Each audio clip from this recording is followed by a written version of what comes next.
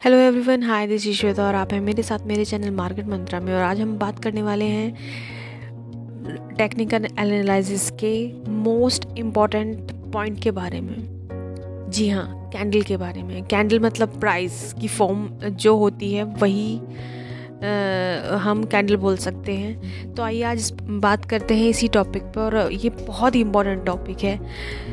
तो बात करेंगे कैंडलस्टिक की साइकोलॉजी के बारे में। एक सक्सेसफुली ट्रेडर बनने की शुरुआत ट्रेडर साइकोलॉजी और इमोशन डिसिप्लिन से होती है। आज इस वीडियो में कैंडलस्टिक को भी समझेंगे और कैंडलस्टिक की उसके पीछे लगी साइकोलॉजी को भी समझेंगे।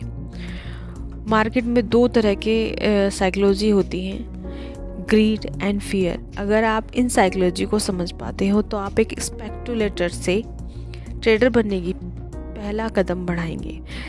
अब बात करते हैं कैंडलस्टिक है क्या। कुछ 400-500 साल पहले जापान राइस फार्मर ने कैंडलस्टिक का यूज़ किया था राइस के प्राइस की उथल पुथल को समझने के लिए। और वहीं उसी चीज़ को स्टीवन नेशन ने यूएसए में डव जोन्स को और यूएसए स्टॉक एक्सचेंज को समझने के लिए उसका इस्तेमाल किया था। स्टीवन नेशन ने कैंडलस्टिक के ऊपर काफ़ी सारी किताबें लिखी, काफ़ी सारी रिसर्च की।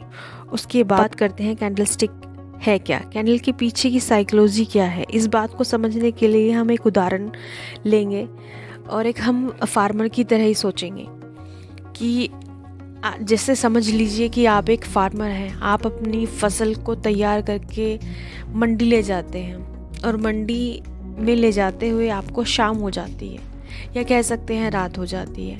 आप क्या देखते हो, जब तक आप वहाँ पहुँचते हो तो वो मंडी मतलब बंद हो चुकी होती है, पर आप दुखी हो जाते हो यही देखते हुए कि अब बाज़ार बंद हो चुका है। जो अनाज आप लेकर आए थे वो मंडी में वहाँ पहुँच तो गया है लेकिन बिक नहीं पाया है। तो आप देखते हो कि मंडी में एक बोर्ड लगा हुआ होता है जिस पर लास्ट प्राइस 20 रुपये लिखा हुआ होता है। तो इतनी देर में एक व्यापारी वहाँ आता है और कहता है कि रात बहुत हो चुकी है, अगर तुम चाहो तो मैं तुम्हारा सारा अनाज 18 रुपये में ले सकता हूँ।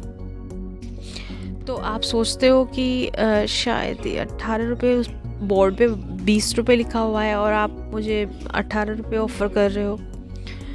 तो व्यापारी को आप किसी तरह से बोलते हो कि शायद अभी मैं सोचता हूँ, ठीक है। उसके बाद व्यापारी आपको कहेगा कि कल ये अनाज का जो दाम था वो 15 रुपये भी गया है। तब आप फिर सोचते हो अरे यार 15 भी गया है। तब वो व्यापारी बताएगा आपको कि और इसकी ओपनिंग जो प्राइस है वो 13 रुपये भी था और कल की तो हालत ही ख़राब है, 10 रुपये तक गया है। अब आप सोच में पड़ जाओगे और कैलकुलेशन करना शुरू कर दोगे। तब आपको ग्रीड एंड फियर का सामना करना पड़ेगा। आपको लगेगा यही सही प्राइस है। अब आप 18 रुपये आपको सही लगने लगते हैं। तो मैं आपको बता दूं, ट्रेड प्राइस सही या गलत, अट्रैक्टिव या अनअट्रैक्टिव नहीं होता। आप और हम जब भी किसी प्राइस की तुलना किसी और बेंचमार्क प्राइस से करते हैं तो हम प्राइस या तो हमें अट्रैक्टिव लगता है या तो हमें अनअट्रैक्टिव लगता है।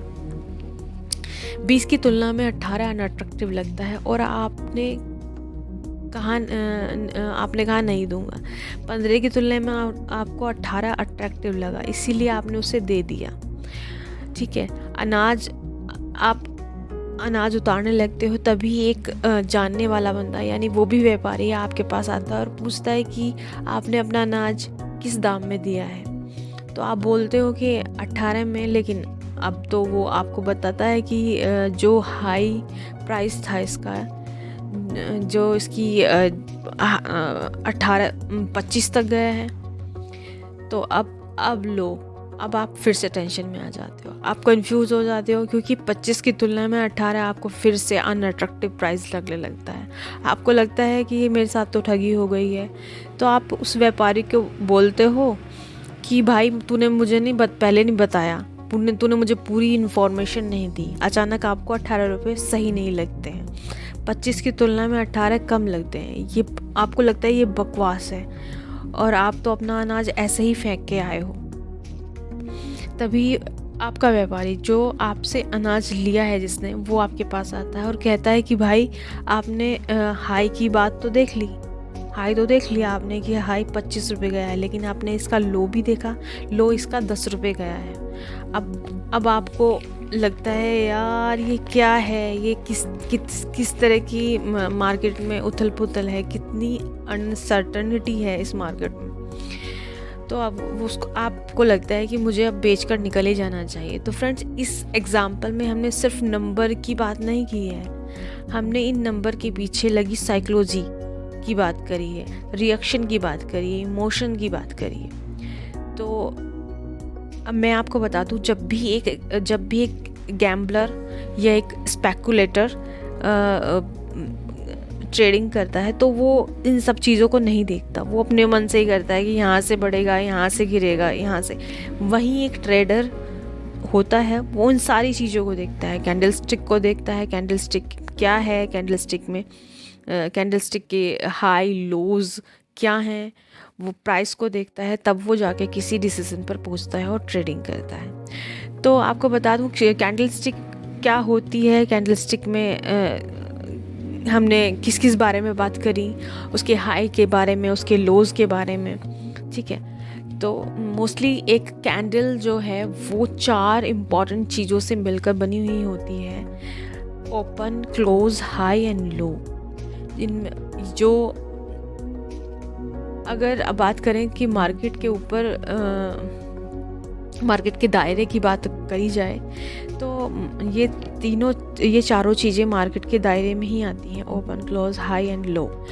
अब बात करते हैं कि कैंडल कैसी होती है, किस तरह की फॉर्म होती है। तो जब मार्केट ऊपर की तरफ जाती है तो उसे तेज़ी बोलते हैं, या कह सकते हैं कि मार्केट बुलिश है। और अगर मार्केट नीचे की तरफ आती है तो उसे हम कह सकते हैं कि मंदी है और मार्केट बैरिश है।